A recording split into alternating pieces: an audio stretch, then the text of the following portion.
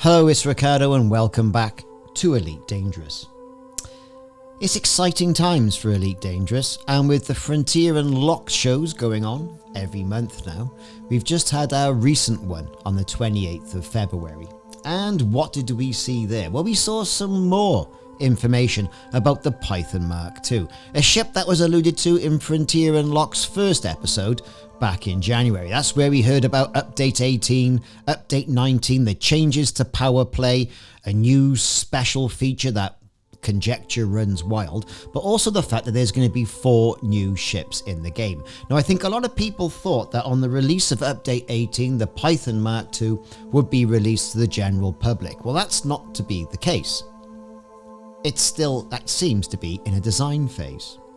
Now, the Python Mk2 has been created with a focused intention of being able to compete with the best player v player ships in the game. Now, these player v player ships are typically classed as the Mamba and FDL. Now, whether you agree with that or not is completely up to you. I know some people do tend to say, well, it's about a Viper and nothing else, or the best ship for PvP is the Corvette and nothing else. Whatever your perchant for ships has to be, Frontier do tend to say that the Mamba and the FDL are some of the primary player v player ships in the game, and that's why the Python has been designed to compete with them. Now, in regards to player v player, Frontier have also alluded to the fact that they're going to give people more reasons to engage in player v player, and hopefully with the Python Mk2, with powerplay version 2.0, like I say, which was announced back in January in the first episode of Frameshift Live. So the Python Mk2 should play very nicely into that. Now, they do state in regards to the Python that while the current internals have not been nailed down, so as we can see, it's going to be a couple of months yet before Frontier release this ship, they can confirm, as we supposed, that the Python Mk2 will have 6 hardpoints, and then also 6 utility mounts. Now, that's 6 utility mounts, that's 2 more than what the current Python Mk1 has. They also state that the Python Mk2 may have a slightly unusual feel when you first buy it. It's going to be all over the place, is it? But when specialized, I'm assuming when they say specialized engineered, it's going to feel great.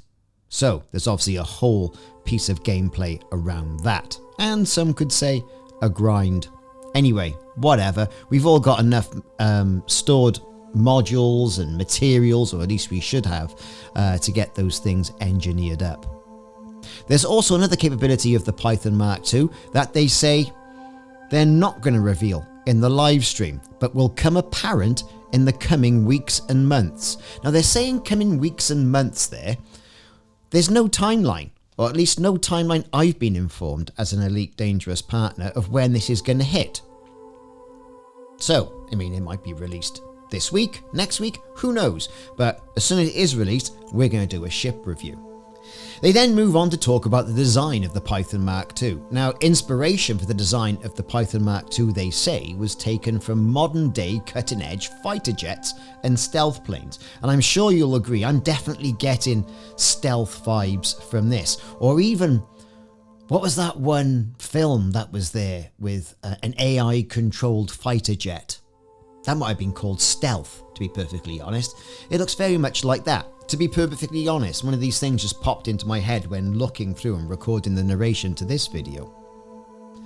They wanted to capture, they say, the idea of a fast, maneuverable combat ship, and the art team have likened the Python redesign to the original Star Trek series Enterprise and the recent movies design. So is that like the nice curvy, I don't know, Abraham's models, where it looks like Enterprise for iPod, that sort of thing? That's probably where they're coming from. I don't know, I quite like the Wrath of Khan Enterprise, me.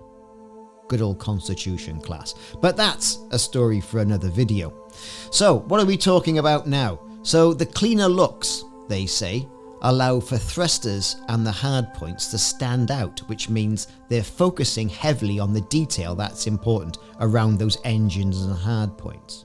So as we say, we've got 6 hardpoints that they've confirmed, and they've got 6 utility mounts. They also say it provides a larger canvas for customization. Now, what do they mean by that?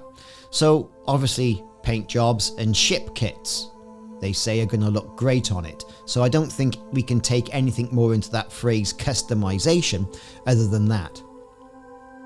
So we've also been playing some footage, some work in progress footage of the Python Mk2 throughout this video.